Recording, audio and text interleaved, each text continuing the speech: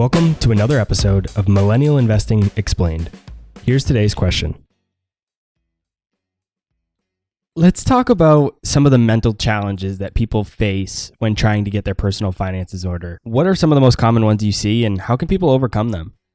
I really think almost everything we do with money is emotional. Very little of it is rational. And a big part of that is identifying your own personal relationship to money. And I hate to say it, but that's almost guaranteed to have come from your parents or whomever raised you. And this is not trying to finger point at people's parents, but really we are starting to code our relationship with money at a very young age. Different studies say different things, but generally accepted between about 7 and 12 is when you're really starting to pick up messages about money, how people around you are reacting to money. And that's going to start sending you signals and going to really start to dictate how you behave as you age. It can go multiple ways, but I like to think of it in kind of 3 fundamental groups that I made up in the book. And it's riffing on a study that was done by the company Magnify and Professor Philip Zimbardo. He did the Stanford Prison Experiment for anybody who studied psych. But he also came up with this idea of time paradox, and that our relationship to time will dictate a lot about other things in our lives. So for instance, if you are never really thinking about the future, you're very much like in the present all the time, always focusing, he calls it present hedonist.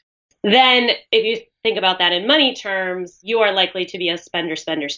You're not really thinking about retirement or anything, and you're probably not saving. So I kind of riffed on this study and thinking about different ways that people interact with money. And we have group YOLO FOMO, which are the people who, as he would identify present hedonists, very much live in the moment for a variety of reasons. They might have negative memories of the past. They might be too anxious about the future, whatever it is. They're very much in the moment. And if you think about that with money, you don't care if you're charging things on your credit card, or you might care, but you're kind of repressing that feeling. You're not at all focused on saving or investing for the future. You're very much about creating memories today to perhaps the detriment of your bank account, et cetera, et cetera. So that's one group. Another one that I talk about is this sort of delusional optimist. And I think that that is a bit of a play on the whole millennial stereotype that we all think we're special snowflakes and we're all going to be successful, which, pause to point out, we did not give ourselves the participation trophies and the gold stars. I always like to say that. So these monsters were created by another generation. And I am a millennial. I feel the need to point it out. I'm 30. So I'm laughing with us, not at us. And the idea of the delusional optimist, or even guarded optimist in some cases, is that you are very, very certain you're going to be successful. So even if right now you're not making as much as you'd like, you're not reaching your goals as quickly as you like, you're very, very confident that in the next 5-10 years, you're going to be making that salary, you're going to be successful in whatever it is you're trying to achieve, which could have positive or negative implications for your current bank account. It could mean that you'll put off saving or investing because, hey, I'm going to be making $250,000 in 5 years, so I'll just worry about it when I get there. So that's another group. And then lastly, there are people who are always dreaming about the future. And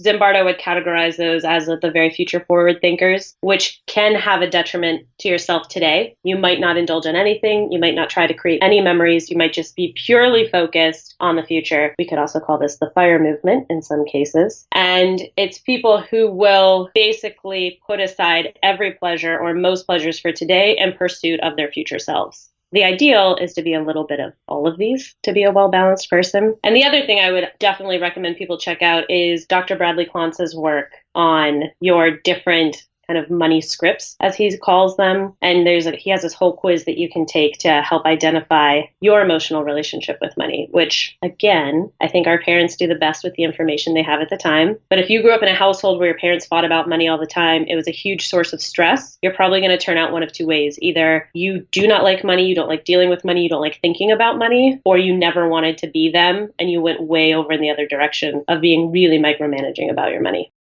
That's all for this episode of Millennial Investing Explained. Be sure to follow me on Instagram, Twitter, and Facebook, or subscribe to our YouTube channel to get even more free content.